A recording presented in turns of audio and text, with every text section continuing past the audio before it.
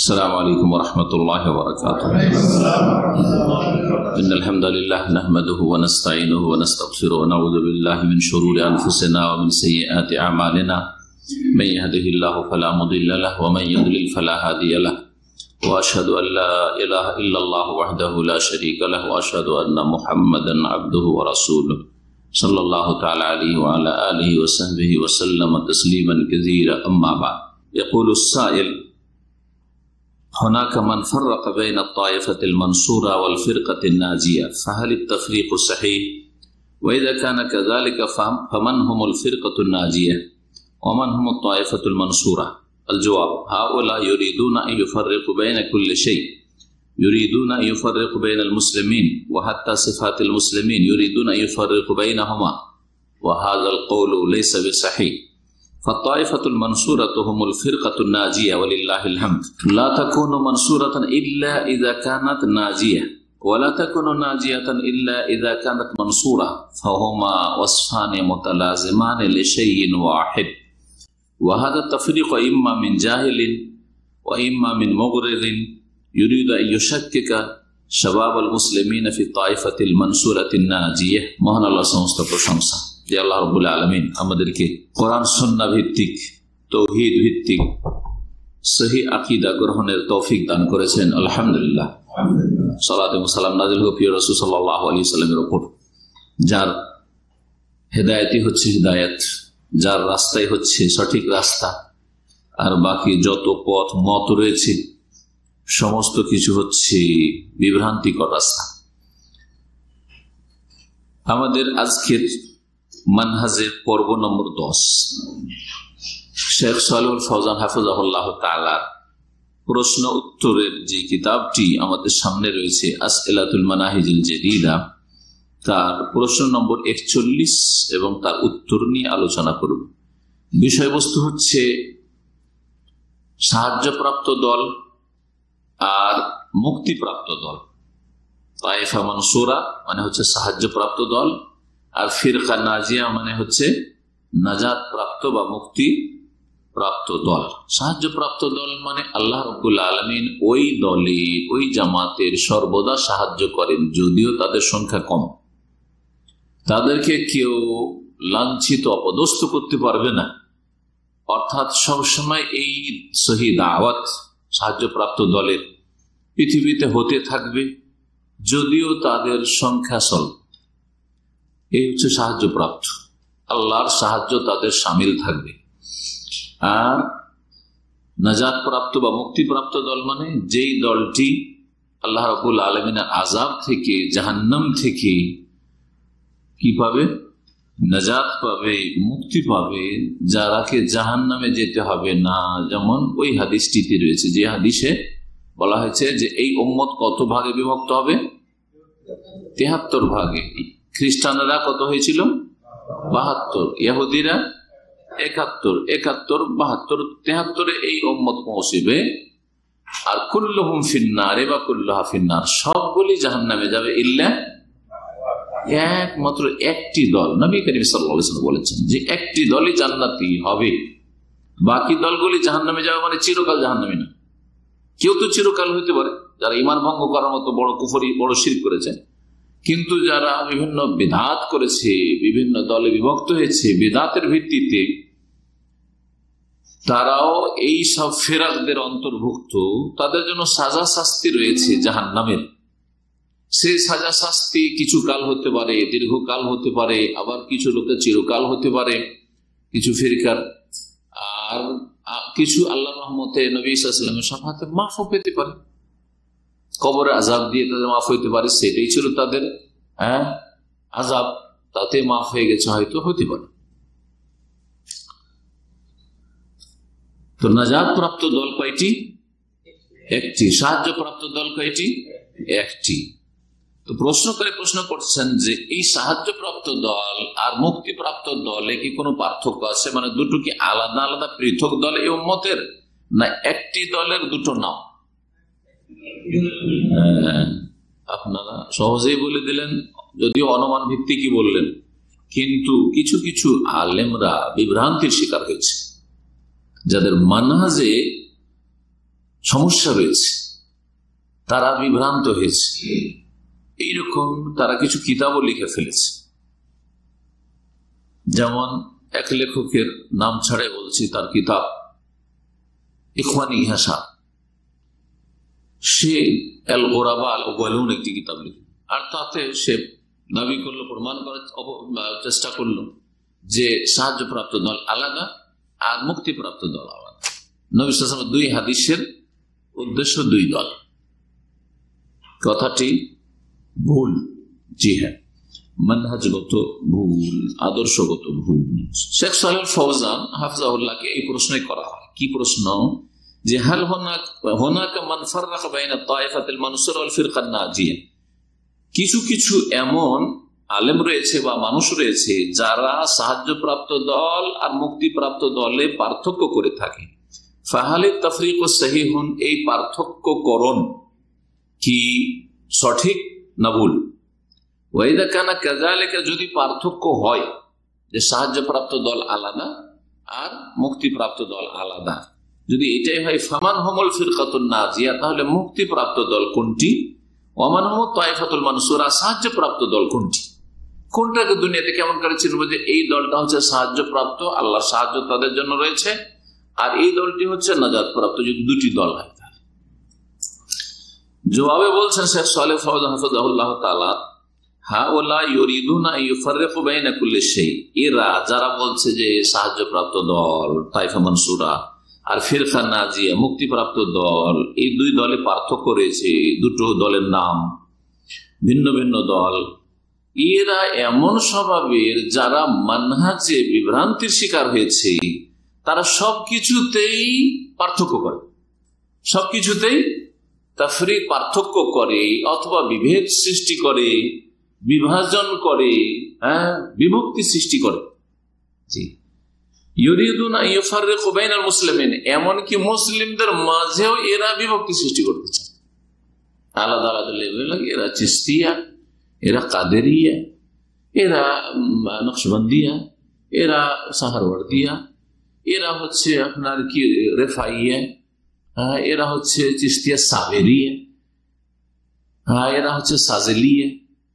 কত রকমের যে তরিকত দিয়ে বিভক্ত করেছে, এই তো তরিকত কথা বললাম, যাদের আকীদাতে বড় বড় সমস্যা রয়েছে, তারপরে মযহাবে গোঁড়ামি দিয়ে কি করে দল পাকিয়েছে। অথচ আইম্মায়ে কেরামরা তারা দ্বীনের খেদমত করেছে, তারা এসব দল পাকান নিয়ে আর কল্পনা করেনি যে আমাদের নাম দিয়ে সব দল পাকাপাকি করে এত গোঁড়ামি পয়দা হবে যে এক দল আরেক দলকে শত্রু মনে করবে। এরা সবকিছুতে এমনকি মুসলিমদের মাঝেও বিভাজন করতে চায়। হাত্তা সিফাতুল মুসলিমিন, এমনকি মুসলিমদের বৈশিষ্ট্যগুলি তো পার্থক্য করতে চায়। ইউরিদুনা ইউফাররিকু বাইনাহুমা, এতেও পার্থক্য করতে চায়। ওয়াহাদাল কাউলু লাইসা বিসহিহ, এই কথাটি ঠিক নয়। যারা বলছে যে তায়েফা মানসুরা মানে সাহায্যপ্রাপ্ত দল আর ফিরকা নাজিয়া মানে মুক্তিপ্রাপ্ত দল, দুটোতে পার্থক্য রয়েছে, এই কথা ঠিক নয়। ফাতায়েফাতুল মানসুরা হুমুল ফিরকাতুন নাজিয়া, সাহায্যপ্রাপ্ত দলটি হচ্ছে নাজাতপ্রাপ্ত দল। যেই দলটিকে আল্লাহ দুনিয়াতে সাহায্য করবেন সেই দলটি মৃত্যুর পরে কি পাবে? আল্লাহর আযাব থেকে নাজাত পাবে, জাহান্নাম থেকে মুক্তি পাবে, সেই দলটি জান্নাতি।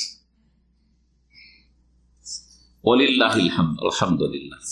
বলছেন যে এই দলটি লা তাকুনু মানসুরাতান ইল্লা ইযা কানাত নাজিয়া, এই দলটি অতক্ষণ পর্যন্ত সাহায্য প্রাপ্ত হতে পারে না যতক্ষণ পর্যন্ত সেই দলটি মুক্তিপ্রাপ্ত না হয়। যদি বলা যায় যে মুক্তিপ্রাপ্ত দল এইটি সাহায্যপ্রাপ্ত নয় আর এই দলটি সাহায্যপ্রাপ্ত মুক্তিপ্রাপ্ত নয়, তো কথাটা ভুল না?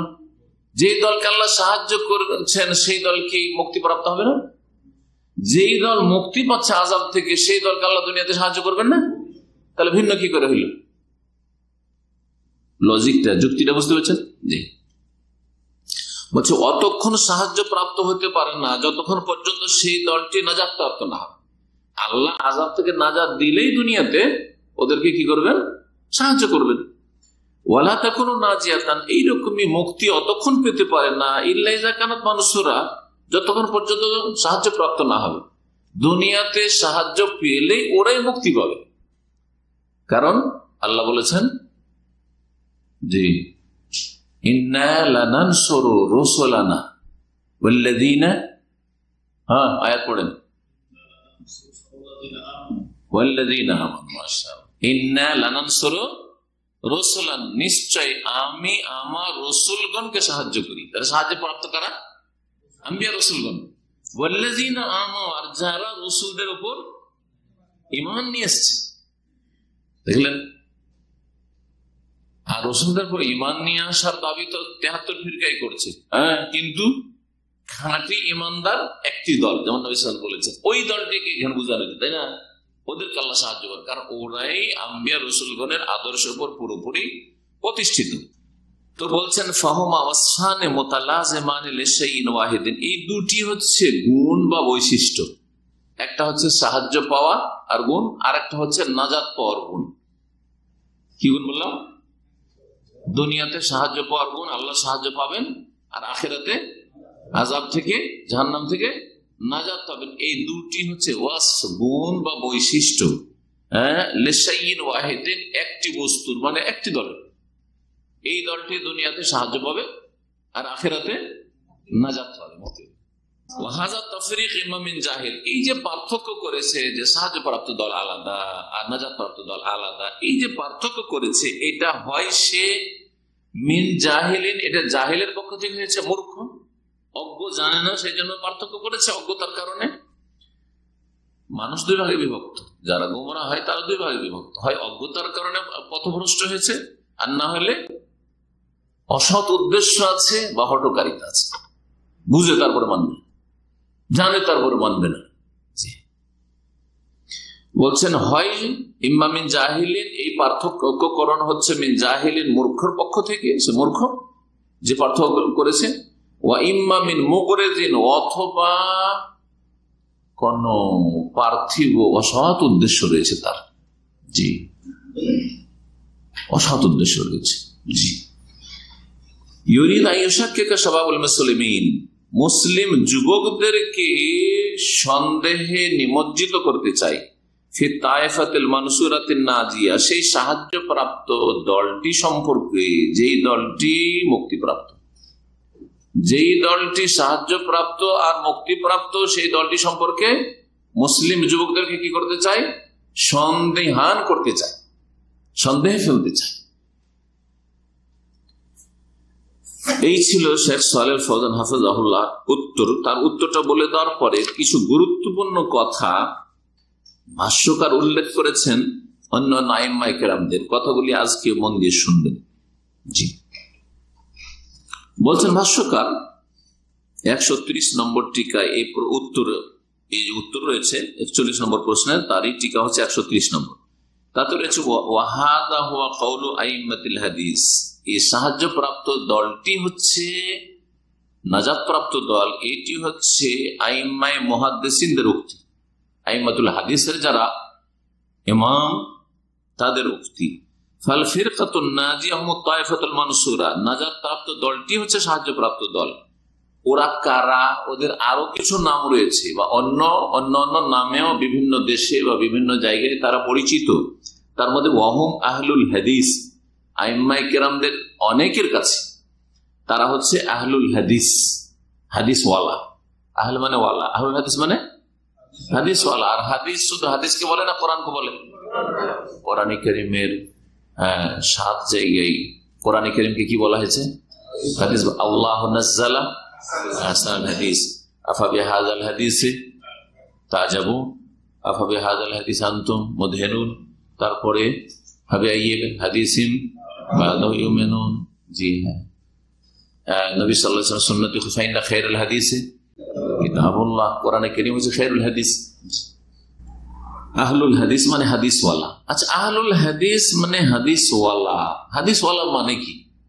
হাদিসওয়ালা মানে শুধু হাদিসের চর্চা করে, হাদিসের যারা বিজ্ঞ পণ্ডিত মানে মুহাদ্দিসিনে কেরাম শুধু, না হাদিসের যারা নির্ভেজাল অনুসারী তারাও? তারাও মানে দুটোই।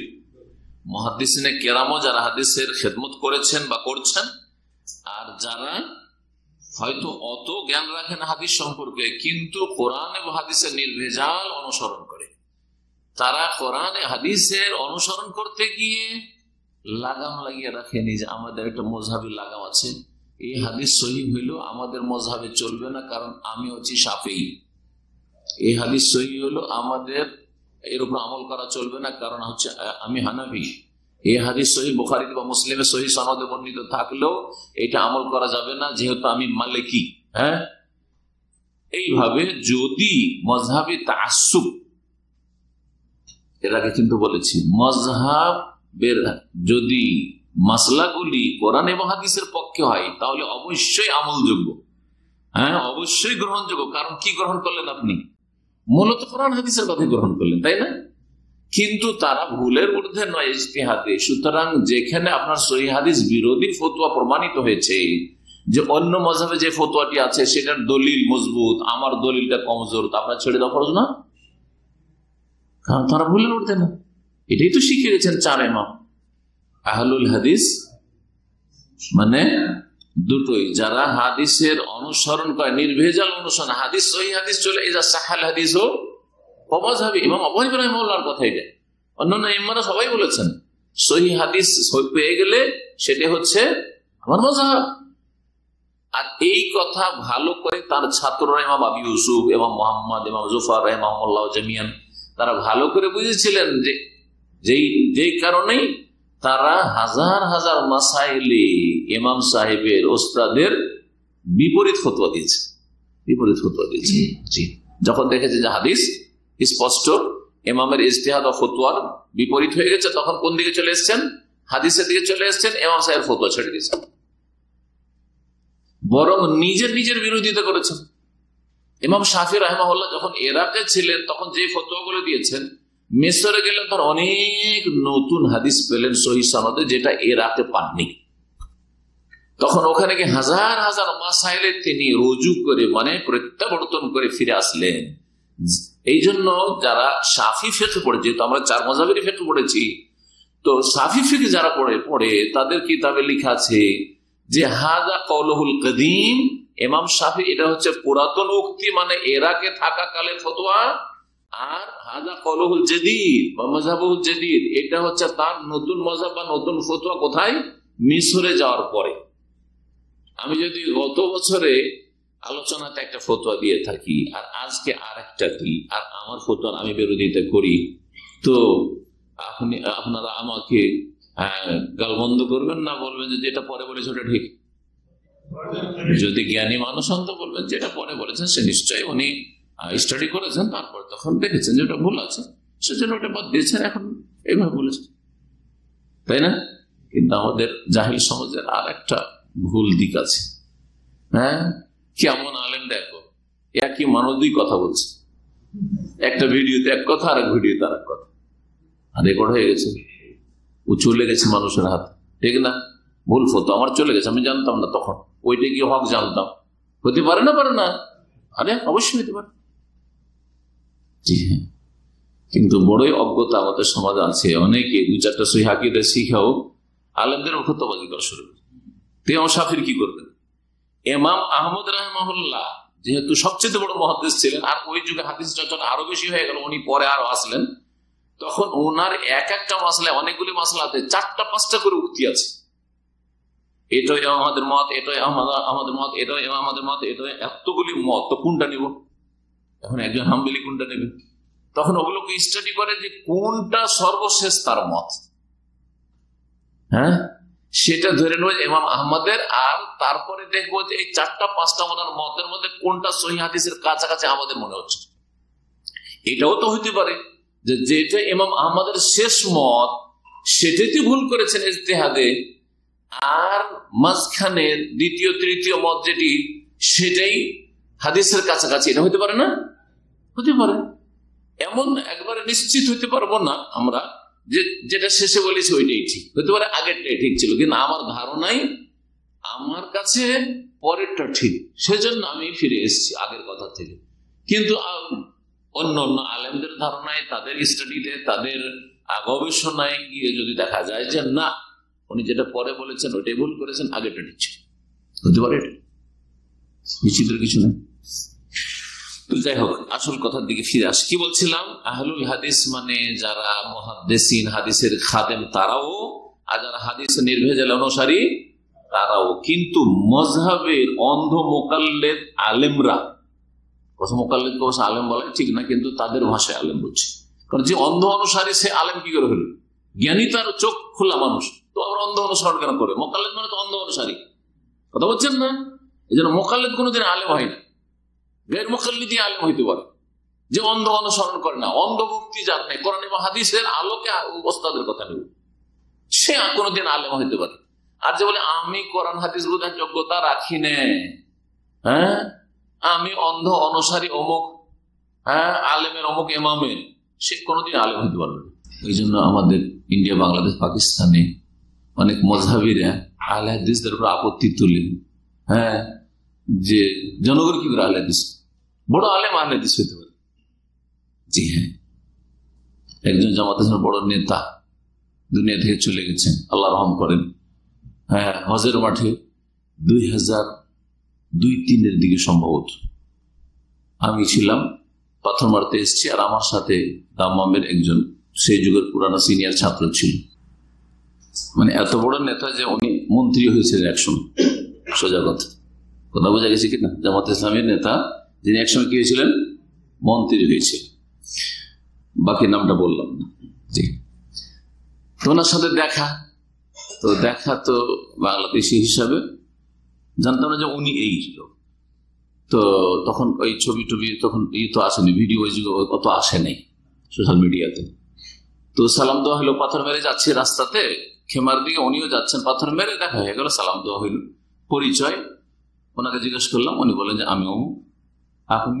আমি বললাম আমি অমুক, আমি মতিউর রহমান অমুক, দামে থাকি। তখন কিন্তু আমার আলোচনাগুলো অডিও অনেক পৌঁছে গিয়েছিল, আপনার নাম শুনেছি আর ওনার নামও শুনেছি, কিন্তু চেহারাতে জানতাম। পরিচয় হলো, আমার ওই ছাত্র ভাই সালাম করলো। তো তারপরে ও আপনি মতিউর রহমান সালাফি, কারণ জামাত ইসলামের লোকেরা কিন্তু আমাকে মতিউর রহমান সালাফি বলে, মাদানি কম বলে।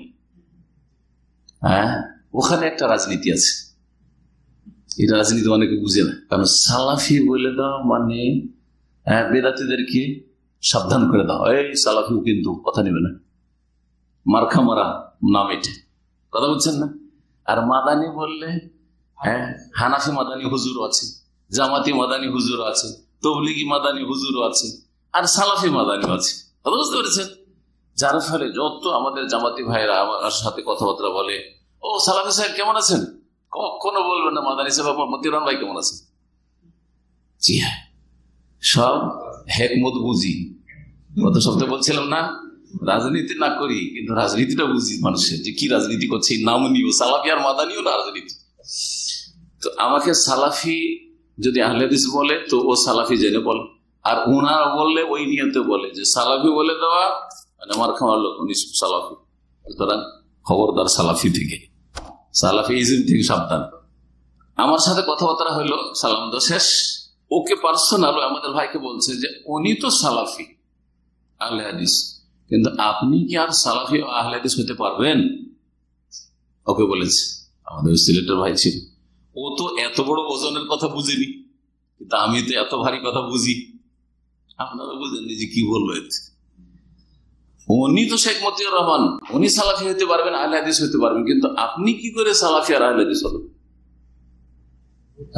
এটা মানহাজের আজকে দর্শ নিলেন যে আপনারা সালাফি বা আহলে হাদিস হতে পারবেন, আর আমি কি করে সালাফি আর আহলে হাদিস হতে পারবো? ওদের কাছে সংজ্ঞা, ডেফিনেশন হচ্ছে যে আহলে হাদিস মানে মুহাদ্দিস, হাদিসে যে গভীর জ্ঞান রাখে, সালাফি মানে যে সালাফদের ইলম সম্পর্কে যথেষ্ট জ্ঞান রাখে, কথা বোঝা গেছে? আর আম পাবলিক সালাফি হইতে পারে না, আম পাবলিক কি হইতে পারে না, আহলে হাদিস হতে পারেন, আম পাবলিক মুকাল্লিদ হইতে হবে, নাই হানাফি, নাই শাফি, নাই মালিকি, নাই হাম্বলি, কথা বুঝতে পেরেছেন? এতটি কথা ওখানে লুকায়িত আছে, বেচারা শুয়ে কিছু বুঝিনি। বলে কি বললো আপনাকে? বলছে উনি তো সালাফি বা আহলে হাদিস, আপনি কি করে আহলে হাদিস হতে পারেন? বুঝতে পারছেন? তো ভারত, বাংলাদেশ, পাকিস্তানের যত মযহাবধারীরা আছে, হ্যাঁ এরা বলে যে আহলুল হাদিস মানে কি মুহাদ্দিসিন অনলি, হাদিসের অনুসারী নয়। অথচ দুই দলই এতে সামিল। আর এর বহু দলিল রয়েছে, আমার কাছে সময় নেই যে সেই দলিলগুলি পেশ করব। আহলে হাদিসদের উপর যে কিতাবগুলি লেখা হয়েছে ভারত, বাংলাদেশে, উর্দু আর বাংলাতে, সেগুলিতে এগুলো অনেক দলিল পাবেন, অনেক দলিল প্রমাণ পাবেন। যে প্রত্যেক যুগে যুগে একটি কিতাব আছে, প্রত্যেক শতাব্দীতে আহলে হাদিস, প্রত্যেক শতাব্দীতে নির্ভেজাল কোরআন হাদিসের মযহাব ছাড়া অনুসারী। ৪র্থ শতাব্দী পর্যন্ত তো এই মযহাবই ছিল না, আর ৪র্থ শতাব্দী থেকে তখন মযহাবের তাকলিদ শুরু হলো। ঠিক আছে, তাকলিদ শুরু হওয়ার পর থেকে আজ পর্যন্ত প্রত্যেক যুগে যুগে বিভিন্ন দেশে বিভিন্ন অঞ্চলে আহলে হাদিসরা বসবাস করত। মানে শুধু মুহাদ্দিস বসবাস করত না, মোটেই না। তার মধ্যে একটি উক্তি আছে ওই কিতাবগুলিতে যে কানা আহলুস সিন্ধে আহলুল হাদিস, সিন্ধু প্রদেশের অধিবাসীরা আহলে হাদিস ছিল। সিন্ধু প্রদেশে শুধু মুহাদ্দিসরা বাস করত না, আম জনগণও বাস করত? এমন কোন দুনিয়া আছে যেখানে সব মুহাদ্দিস বাস করে? মক্কার সব মুহাদ্দিস? এখনকার যুগে দেখেন এমন একটা কোন শহর যে মক্কার সবগুলি মুহাদ্দিস? না, জাহেল মূর্খ ওখানে বাস করে। মদিনা সব মুহাদ্দিস আছে? কোথাও পাবেন দুনিয়াতে খুঁজে? তাহলে এত বড় সিন্ধু প্রদেশ, আর সেখানকার লোকেরা আহলুল হাদিস ছিল। মানে কি, সেখানকার আলেমরাও আহলে হাদিস ছিল আর আম জনগণও আহলে হাদিস ছিল। মানে কোরআন হাদিসের নির্ভেজাল অনুসারী তো ছিল, তারা মযহাবের তাকলিদ করতো না। এটা বোঝানো হয়েছে, ইতিহাস প্রমাণ করে। এইরকম বহু দলিল রয়েছে যুগে যুগে, প্রত্যেক শতাব্দীতে আহলে হাদিসটি। তো এখন আহলে হাদিস কথাটি বুঝিয়ে দেওয়ার পরে উক্তিগুলি বুঝবেন, তাহলে বুঝবেন যে আহলে হাদিস উভয়ের ওপর বলা চলে।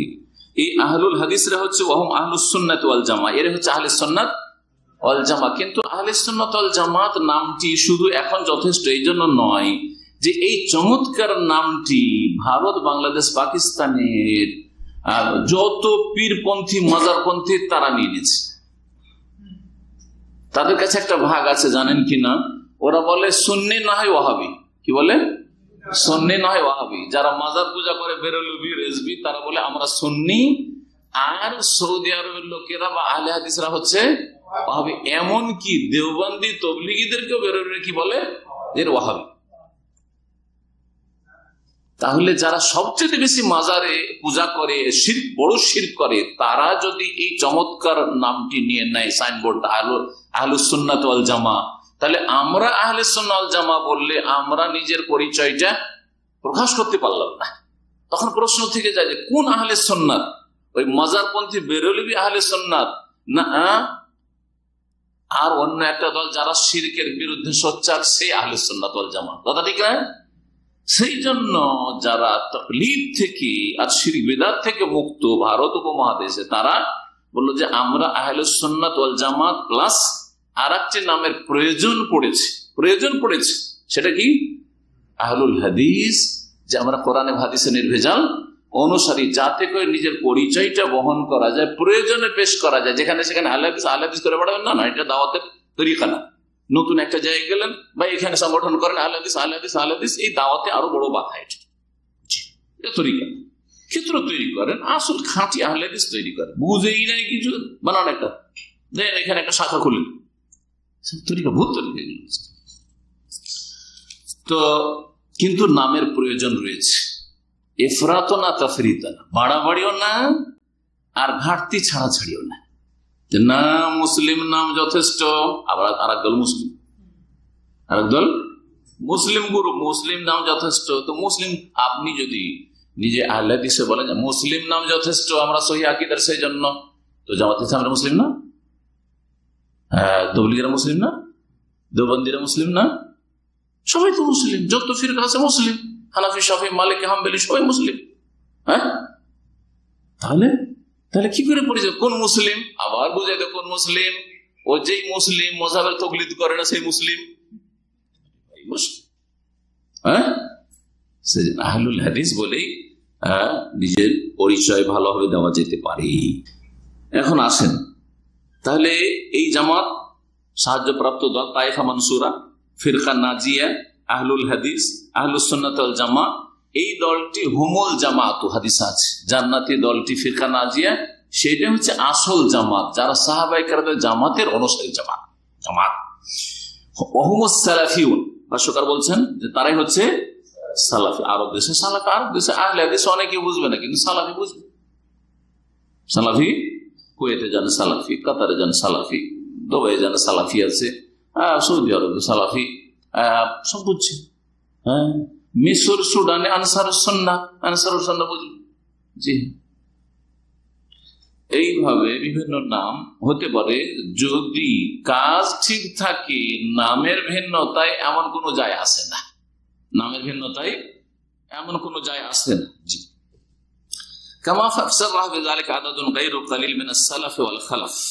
যেমন অনেক ওলামায়ে কেরামগণ সালাফ এবং পরবর্তীকালের খালাফের তারা স্পষ্ট করেছেন বিষয়টি। তাদের কিছু উক্তি এখানে পেশ করছি। ভাষ্যকার বলছেন যে এই ফিরকা নাজিয়া, নাজাত প্রাপ্ত দলটি, সাহায্য প্রাপ্ত দল, এই দলটি হচ্ছে আহলুল হাদিস ওয়া আসহাবুল হাদিস। ইয়াকুলুল ইমাম আহমদ রাহিমাহুল্লাহ, 4 ইমামের এক ইমাম, তিনি বলছেন, শোনেন, এই হাদিসের সারা লিখতে গিয়ে যে আমার উম্মত, নবী সাল্লাল্লাহু আলাইহি ওয়াসাল্লাম কি বলছেন, আমার উম্মত কয় ভাগে বিভক্ত হবে? 73 ভাগে বিভক্ত হবে। এর অর্থ করতে গিয়ে বলছেন, ইল্লাম ইয়াকুনু আহলাল হাদিস ফালা আদরি মানহুম, যদি এই জান্নাতি বা নাজাত প্রাপ্ত দলটি আহলুল হাদিস না হয়, তাহলে আমি জানি না যে তারা আর কি হইতে পারে। ফালা আদরি মানহুম, আমি জানি না যে আর কেউ হইতে পারে।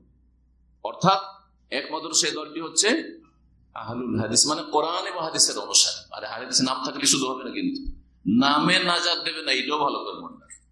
আহলুল হাদিস নাম, আর নেই ফজরের সালাত, আছে না অনেক। আহলুল হাদিস নাম, টাকনার নিচে সারা জীবন কাপড়, হয়তো নামাজটা পড়লে সহি নামাজ তখন পড়বেন, এইটুকু একটা বৈশিষ্ট্য আছে। কিন্তু অনেক সময় বেনামাজি, তাই না? হারামে ডুবে আছেন, তাহলে আপনি নাজাত প্রাপ্ত দল না, নাজাত পাবেন না। আপনার অন্যান্য পাপের কারণে আপনি নাজাত পাবেন না, আপনাকে ভাসতে হবে। তো জীবনের প্রতিটি ক্ষেত্রে সালাফি অথবা আহলুল হাদিস হওয়ার চেষ্টা করতে হবে, তাহলে খাঁটি আহলে হাদিস হবেন, আর না হলে ভেজাল যুক্ত আহলে হাদিস। সহি নামাজটা পড়ছে, বেদাত করে না নামাজে, সম্মিলিত মোনাজাত নেই। আবার অনেকে আছে আহলে হাদিসের মধ্যে যারা ওই বেদাতীদের মতো সম্মিলিত মোনাজাত এখনো নামাজের পরে ফরজ নামাজ ছাড়তে চাই না। এই আহলে হাদিস নয়, এই আহলে হাদিসকে এখানে বোঝানো হয়নি যে বেদাত করতে থাকবেন আর আহলুল হাদিস। তাহলে ওই বিষয়গুলিতে যে ত্রুটিগুলি রয়েছে, ওই ক্ষেত্রে আপনি আহলে হাদিস না। আপনাকে পুরোপুরি আহলে হাদিস থেকে বের করছে না, কিন্তু যেই ক্ষেত্রগুলিতে আপনি হাদিস বিরোধী হয়ে যাচ্ছেন, সেখানে আপনি আহলে হাদিস নন। ইমাম আহমদের কথা হয়ে গেল।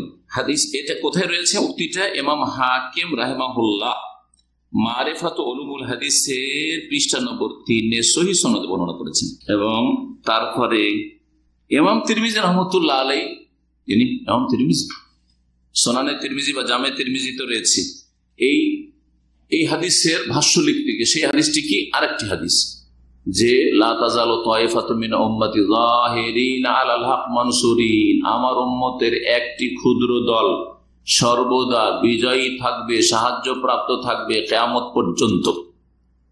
তাদের লা ইয়াদুর রহমান খাযালাহুম, যারা অপদস্থ করতে চাইবে অপদস্থ করতে পারবে না, হাত্তা ইয়াতি আমরুল্লাহ তাবারাক ওয়া তাআলা, আল্লাহ তাবারাক ওয়া তাআলার নির্দেশ, মানে কিয়ামতের হুকুম আসা পর্যন্ত। অর্থাৎ সব যুগে এই সহিহ দলটি থাকবে। এই হাদিসের সারা লিখতে গিয়ে বলছেন যে সামিয়াতুল বুখারী এবং তিরমিজির ওস্তাদ, কিন্তু সিনিয়র সবচেয়ে বড় ওস্তাদ ইমাম বুখারী রাহমাতুল্লাহ আলাইহি। ইমাম তিরমিজির অনেক ওস্তাদের মধ্যে সবচেয়ে বড় ওস্তাদ কি ছিলেন? ইমাম বুখারী রাহমাতুল্লাহ আলাইহি। বলছেন আমি ইমাম বুখারী রাহমাতুল্লাহ আলাইহিকে জিজ্ঞেস করেছিলাম এবং শুনেছি তার কাছ থেকে।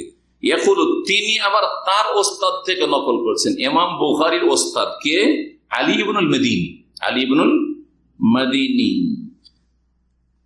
ইমাম বুখারী বলছেন যে আমি আমার ওস্তাদ আলী ইবনুল মাদিনীকে বলতে শুনেছি, ইয়াকুলু হুম আসহাবুল হাদিস বা হুম আহলুল হাদিস, হুম আহলুল হাদিস, হুম আসহাবুল হাদিস। কোন কোন রিওয়ায়াতে রয়েছে তারা হাদিস ওয়ালা, সাহেবের বচন আসহাব, আর আহল মানে ওয়ালা।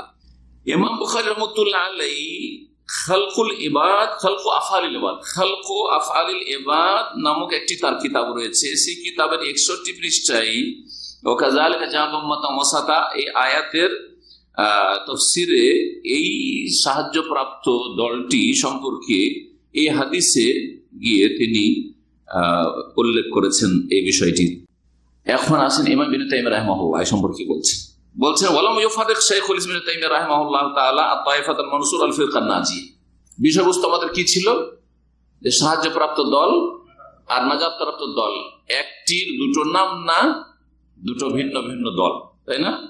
আমরা কি বললাম, যে দল একটি, নাম আলাদা আলাদা। যেই দলটি সাহায্যপ্রাপ্ত দুনিয়াতে, সেই দলটি হচ্ছে নাজাত বা মুক্তিপ্রাপ্ত। ইবনে তাইমিয়া রাহিমাহুল্লাহর খুব ক্ষুদ্র কিতাবের শুরুতে এটা রয়েছে, এই জন্য এই ছোট্ট কিতাবটা আজকে নিয়ে এসেছে। এখানে বলছেন যে শাইখুল ইসলাম ইবনে তাইমিয়া রাহমাতুল্লাহ আলাইহি তাইফা মানসুর আর ফিরকা নাজিয়াতে কোনো পার্থক্য করেন। যেটি সাহায্যপ্রাপ্ত সেটি হচ্ছে নাজাতপ্রাপ্ত। বাল কালা ফি আউয়াল কিতাবিল আকিদা আল ওয়াসিদিয়া, বরং আকীদা ওয়াসিতিয়া পুস্তিকার শুরুতেই তিনি বলেছেন আম্মা বাদু ফাহাযা ইতিকাদুল ফিরকাতিন নাজিয়া আল মানসুরা ইলা কিয়ামিস সাআত আহলিস সুন্নাত ওয়াল জামাআহ। এই কিতাবটি এখন পড়ছেন, এই যে খুতবা আর খুতবার পরে বলছেন আম্মা বাদু ফাহাযা ইতিকাদুল ফিরকাতিন নাজিয়াতিল মানসুরা ইলা কিয়ামিস সাআত আহলিস সুন্নাত ওয়াল জামাআহ।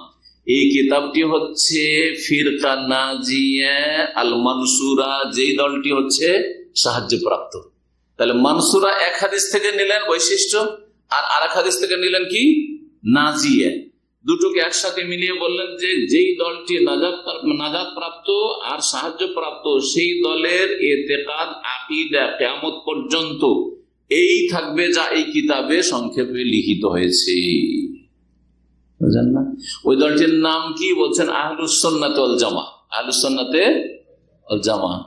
ইবনে তাইমিয়া রাহিমাহুল্লাহর যুগে আহলুস সুন্নাত ওয়াল জামাআহ বললেও চলতো, কারণ তখন বেরেলভিরা পয়দা হয়নি, আহমদ রেজা খান পয়দা হয়নি, আর নিজেদেরকে এরা আহলুস সুন্নাত ওয়াল জামাআহ সুন্নি বলতো না। আর তাদের যারা সূত্র মানে শিরক বিদআতের বিরুদ্ধে বলে, তা এই যাদেরকে ওয়াহাবি বলছে, অর্থাৎ সালাফি দাওয়াত, যে শেখ আব্দুল আব্দুর রহমাতুল্লাহ আলাইহির দাওয়াত, ওটাও শুরু হয়নি। হ্যাঁ, সুতরাং এই ওয়াহাবি নামটি আসেনি। যখন তারা ওয়াহাবি গালটি আবিষ্কার করলো, তখন যারা শিরক বিদআতের বিরুদ্ধে তাদেরকে ওয়াহাবি লকাব দিল, আর নিজের লকাব উপাধি কি নিল? আহলে সুন্নাত ওয়াল জামাআহ বা সুন্নি। আমরা সুন্নি, ওরা ওয়াহাবি। আমরা আহলে সুন্নাত আর ওরা হচ্ছে ওয়াহাবি। এই হচ্ছে বেদাতি আহলে সুন্নাতের অবস্থা।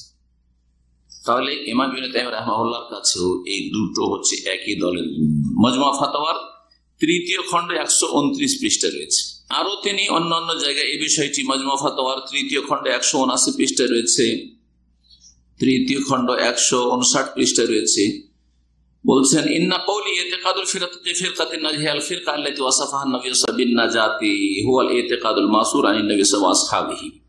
বলছেন যে ফিরকা নাজিয়ার আকীদা, যেই ফিরকাকে নবী করিম সাল্লাল্লাহু আলাইহি ওয়াসাল্লাম নাজাতের সাথে ভূষিত করেছেন, যে নাজাত পাবে, সেই ইতিকাদ আকীদা নবী করিম সাল্লাল্লাহু আলাইহি ওয়াসাল্লাম থেকে বর্ণিত, তার সাহাবায়ে কেরাম থেকে বর্ণিত। বলছেন যে এর দ্বারা ইবনে তাইমিয়া আরো বলছেন ওয়াকালা বিহাযা ইয়াতাবায়ান, আমার আলোচনা থেকে সুস্পষ্ট হলো, আন্না আহাক্কান নাসি, সবচেয়ে বেশি মানব জাতির মধ্যে হকদার হচ্ছে বিআন তাকুন হিয়াল ফিরকাতুন নাজিয়া, যেই দলটি নাজাত প্রাপ্ত হবে সেই দল হচ্ছে আহলুল হাদিস ওয়াস সুন্নাহ। কি বলছেন? আহলুল হাদিসে, যে দলটি হাদিসের অনুসারী, সুন্নাহর অনুসারী। হাদিস কথাটি ব্যাপক, যাতে কোরআন হাদিস দুটোই শামিল, আর সুন্নাহ মানে হচ্ছে হাদিস। আহলুস সুন্নাত ওয়াল জামাআহ না বলে তিনি বলছেন আহলুল হাদিস ওয়াস সুন্নাহ। মাজমুআ ফাতাওয়া 3য় খণ্ড 347 পৃষ্ঠা।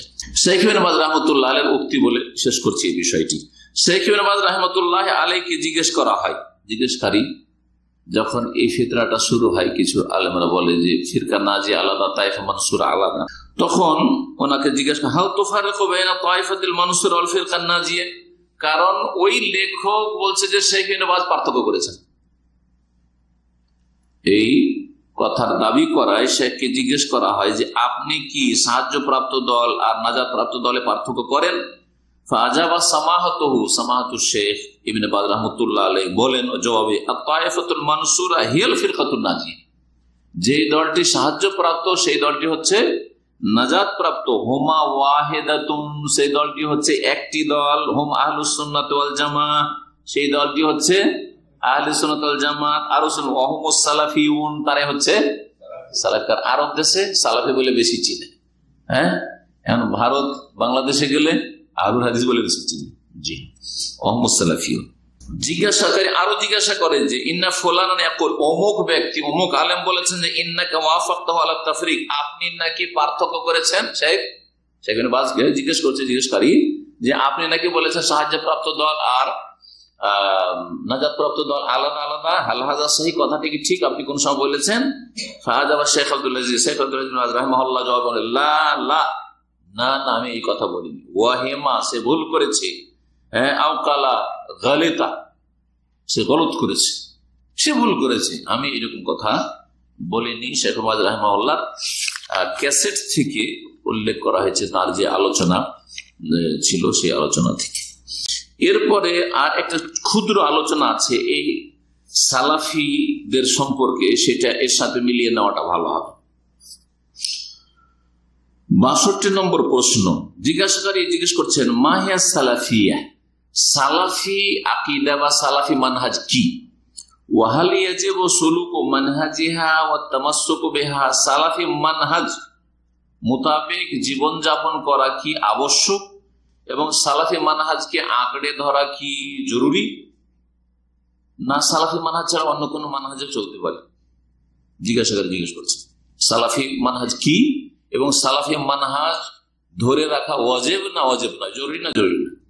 জবাবে বলছেন as-সালাফিয়া, সালাফি মানহাজ হচ্ছে হিয়া as-সাইরু আলা মানহাজিস সালাফ, সালাফদের আদর্শে চলার নাম। যারা সালাফে সালেহিন আদর্শে চলে তাদের নাম হচ্ছে সালাফি, এই দলটির নাম হচ্ছে সালাফি।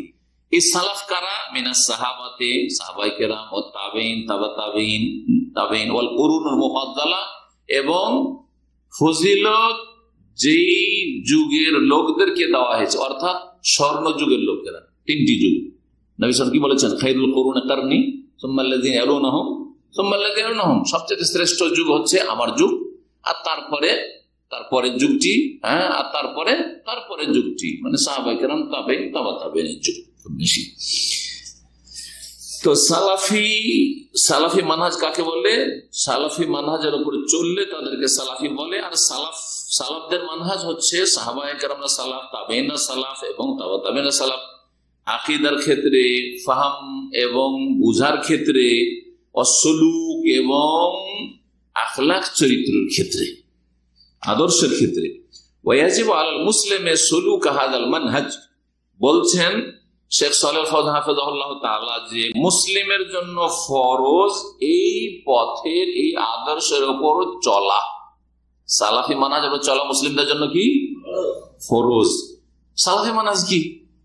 কোন একটা মযহাবের নাম নয়, কোন একটা দলের নাম না, গ্রুপের নাম নয়, বরং একটা আকীদা মানহাজের নাম।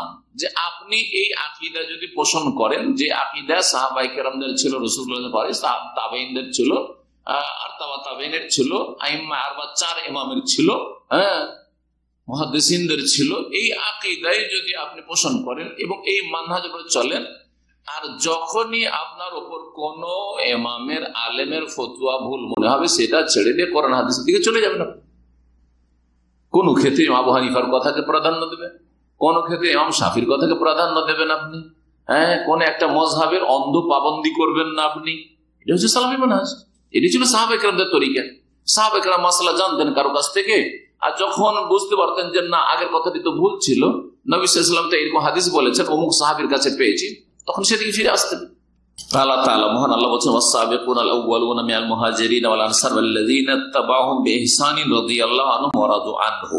সূরা তাওবার আয়াত নম্বর কত? 100 নম্বর আয়াত, সূরা তাওবার আয়াত নম্বর 100। এই আয়াত এখানে কিভাবে দলিল পেশ করলেন?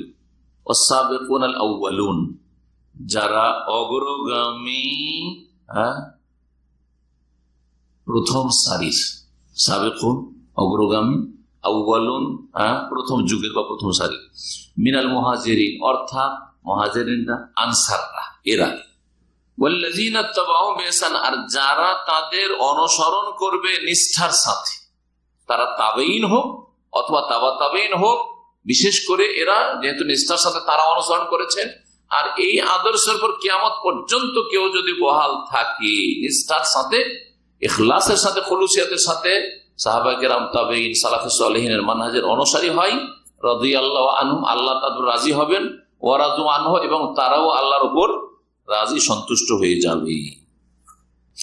আল্লাহ রাব্বুল আলামিন আরো বলেছেন সালাফিদের বা সালাফের অনুসারীদের বৈশিষ্ট্য সম্পর্কে, যে তারা পরে আসবে। ওয়াল্লাযীনা জাউ মিন বাদিহিম ইয়াকুলুনা, তারা বলবে রব্বানা ইগফির লানা, আল্লাহ আমাদেরকে ক্ষমা করে দাও, ওয়া লিইখওয়ানিনা আল্লাযীনা সাবাকুনা বিল ঈমান, আর আমাদের ওই ভাইদেরকে মাফ করে দাও যারা আমাদের পূর্বে সঠিক ঈমানের উপর চলে গেছে। সাহাবায়ে কেরামদেরকে মাফ করে দাও, তাবেঈনদেরকে, তাবা তাবেঈনদেরকে, আইম্মায়ে কেরামদেরকে, মুহাদ্দিসিনদেরকে এবং যত মুমিন মুমিনাত চলে গেছে। ওয়ালা তাজাল ফি কুলুবিনা গিল্লাল লিল্লাযিনা আমানু, মুমিনদের বিরুদ্ধে, মুসলিমদের বিরুদ্ধে অন্তরে আল্লাহ আমাদের কোনো বিদ্বেষ, কালিমা, শত্রুতা রাখিও না। এখন সালাফি নাম দিয়ে, আহলে হাদিস নাম দিয়ে যদি দলের খেদমতের কারণে অন্য দলের ভাইদের সাথে অথবা নির্দলীয় ভাইদের সাথে বিদ্বেষ রাখে, বৈরিতা রাখে, শত্রুতা রাখে, তাহলে আয়াতের বিপরীত। শুধু সালাফি নাম দিলে চলবে না, শুধু আহলে হাদিস নাম দিলে চলবে না। আপনার অন্তরটা সাফ হইতে হবে, আপনার সাথে আকীদা মানহাজের কোন ইখতিলাফ নেই, তারপরেও দূরত্ব, এই লোক কাছের ওই লোক দূরের, এই রোগ কেন? এই রোগ মানে আপনি সালাফি নন, এই রোগ মানে আপনি আহলে হাদিস নন। জি, এই বিষয়গুলো আমাদের আরো ভালো করে বুঝতে হবে, কারণ এগুলো আমাদের রোগ, এগুলো আমাদের সহিহ আকীদার ভাইদের রোগ। সুতরাং এগুলো আমাদেরকে আগে আমাদের সংশোধন, তারপরে পর সংশোধন। জ্ঞানী মানুষ নিজেকে আগে গুমরাহির রাস্তা থেকে বাঁচাবে, জাহান্নামের রাস্তা থেকে বাঁচাবে, তারপরে অন্যদের চিন্তা করবে। আমরা নিজেরাই বাঁচতে পারলাম না, পরের নিয়ে এত চিন্তা কেন? তারপরে বলছেন নবী করিম সাল্লাল্লাহু আলাইহি ওয়াসাল্লাম, এই আয়াতটি কোথায় রয়েছে? সূরাতুল হাশরের আয়াত নম্বর 10। নবী সাল্লাল্লাহু আলাইহি ওয়াসাল্লাম বলেছেন, আলাইকুম বিসুন্নতি ওয়া সুন্নাতিল খুলাফায়ে রাশিদিন আল মাহদিয়িন মিন বাদি তামাসসাকু বিহা ওয়া আদ্দু আলাইহি বিন নওয়াজিজ। আমার আদর্শকে, আমার সুন্নতকে মজবুত করে ধরো, আর খোলাফায়ে রাশিদিনের আদর্শকে মজবুত করে ধরো। কারণ খোলাফায়ে রাশিদিনের আদর্শ সুন্নতটা নবী সাল্লাল্লাহু আলাইহি ওয়াসাল্লামের সুন্নত ভিন্ন নয়। এমন নয় যে তাদেরকে শরীয়তের ক্ষেত্রে কোন নতুন কিছুর অধিকার দেওয়া হয়েছে, না, এটা মোটেই নয়।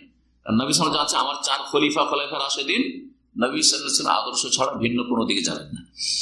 আল মাহদিয়িন যারা হেদায়েত প্রাপ্ত, মিন বাদি আমার পরে থাকবে, তামাসসাকু বিহা এটা তোমরা শক্ত করে ধরো, ওয়া আদ্দু আলাইহি বিন নওয়াজিজ মাড়ির দাঁত দিয়ে মজবুত করে ধরো, ওয়া ইয়াকুম মুহদাসাতিল উমুর আর তোমরা নিজেদেরকে নতুন নতুন কথা কাজ থেকে, বিদআত থেকে বাঁচিয়ে রাখো। ফাইন্না কুল্লা মুহদাসাতিন বিদআহ, কারণ প্রত্যেক নতুন কাজ হচ্ছে বিদআত, ওয়া কুল্লু বিদআতিন দালালা। এই ছিল সালাফিদের সম্পর্কে শেখ সালেহুল ফাওজান হাফিজাহুল্লাহ তাআলার কথা। লজনা দায়মা, স্থায়ী ফতোয়া কমিটির যে ফতোয়া লজনা দায়মা, সৌদি আরবের একটা স্থায়ী ফতোয়া বোর্ড রয়েছে, যেটাকে লজনা দায়মা বলা হয়। ওতে একটি উক্তি রয়েছে, এই উক্তিটি এখানে উল্লেখ করা ভালো হবে, এটি দিয়ে আলোচনা শেষ করছি। বলছেন আস-সালাফিয়া নিসবাতুন ইলা সালাফ। ফতোয়া লজনা দায়মাতে একজন আলেম থাকেন না, সৌদি আরব বড় বড় 5-6 জন কমপক্ষে আলেম থাকেন, তাদের ফতোয়া থাকে, আছে তো আরো বেশি, কিন্তু কমপক্ষে 5-6 জনের স্বাক্ষর ওদের থাকে এই ফতোয়াগুলিতে। বলছেন সালাফি মানহাজ বা সালাফিয়া শব্দটি সালাফের সাথে সম্পৃক্ত, যাদের সম্পর্ক সালাফের সাথে তারা হচ্ছে সালাফি। যে জামাতের সম্পর্ক হচ্ছে সালাফদের সাথে, সেই জামাত হচ্ছে জামাতুল সালাফি, সালাফি জামাত। ওয়া সালাফ, সালাফ কারা? হুম সাহাবাতু রাসূলিল্লাহ, তারা রাসূলুল্লাহ সাল্লাল্লাহু আলাইহি ওয়াসাল্লাম সাহাবায়ে কেরাম সালাফ। ওয়া ইম্মাতুল হুদা, এবং হেদায়েতের ইমাম। হেদায়েতের ইমাম কারা? তাবেঈনরা সকলে, তাবেঈনদের মধ্যে যারা উলামা কেরাম সাহাবাতে পড়ে, তাবা তাবেঈনদের মধ্য থেকে বিশেষ করে 4 ইমাম আবু হানিফা, শাফিঈ, মালিক, আহমদ রাহিমাহুমুল্লাহ ওয়া রাদিয়াল্লাহু আনহুম জামিআন। আইম্মাতুল হুদা মিন আহলিল কুরুনুস সালাসাতিল উলা, প্রথম 3 শতাব্দীর এই কুরুনুস সালাসা, স্বর্ণযুগ কয়টা? তিনটে, এই তিন যুগের লোকের অনুসারী যারা হবে ওই যুগে, হানাফি, শাফি, মালিকি, হাম্বলি, তার মধ্যে আবার তবলিগি, ইখওয়ানি, মওদুদিবাদী, এসব ছিল না। কথা বোঝা গেছে? দেওবন্দি, বেরেলভি, আবার নকশবন্দি, চিশতি, কাদেরি, মুজাদ্দিদি, এগুলো ছিল। এগুলি আসলেই কিন্তু সালাফদের মানহাজ থেকে বেরিয়ে গেল। এগুলি যেন না আসে, এগুলি বাদ। যেমন সালাফিউন, সালাফিয়া মানে জামাতুন সালাফিয়া, এতক্ষণ আলোচনা হইল। সালাফি কাদেরকে বলে, কোন লোকেরা সালাফি? ওয়াসালাফিউন জামু সালাফি। সালাফিউন শব্দটি সালাফির বহু বচন, একজন সালাফি, আর বহু বচন হচ্ছে সালাফিউন বা সালাফিইন, সালাফিরা। নিসবতুন ইলা সালাফ, এদেরও নিসবত সম্পৃক্ততা হচ্ছে কার সাথে? সালাফদের সাথে। ওহুমুল্লাযিনা সারু আলা মিনহাজিস সালাফ, যারা সালাফে সালেহিনের মানহাজে চলবে তারাই হচ্ছে সালাফি।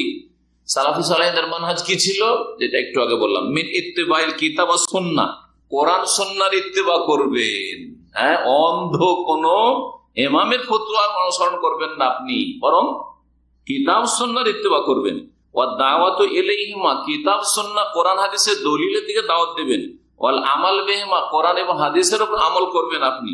ফাকানু বিযালিকা আহলাস সুন্নাত ওয়াল জামাআহ, সেই জন্য তারা আহলে সুন্নাত ওয়াল জামাআহ, সুন্নতের দিকে ডাকে, সেই জন্য তারা আহলুস সুন্নাহ।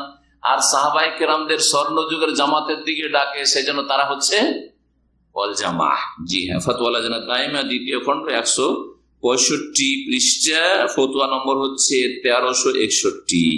এখানে আজকের আলোচনা শেষ করছি। আল্লাহ রাব্বুল আলামিন যেন আমাদেরকে হক কথা বলার তৌফিক দান করেন, হককে সাদরে গ্রহণ করার তৌফিক দান করেন, হকের ক্ষেত্রে আল্লাহ যেন অন্তরে উদারতা দান করেন, অন্তরকে আল্লাহ যেন প্রসাদা প্রশস্ত করেন। আল্লাহ রাব্বুল আলামিন যেন আমাদেরকে ভুলের ওপর কখনো না রাখেন। যদি ভুল হয়ে যায় তো আল্লাহ মাফ করে দেন এবং বেঁচে থাকাকালীন দ্রুত সংশোধনের তৌফিক দান করেন। আল্লাহ রাব্বুল আলামিনের কাছে অতীতের সমস্ত গুনাহ থেকে আমরা ক্ষমা চাই, আল্লাহ যেন মাফ করেন। আল্লাহ আমাদেরকে নেকির উপর নেক জীবন যাপন করার তৌফিক দান করেন।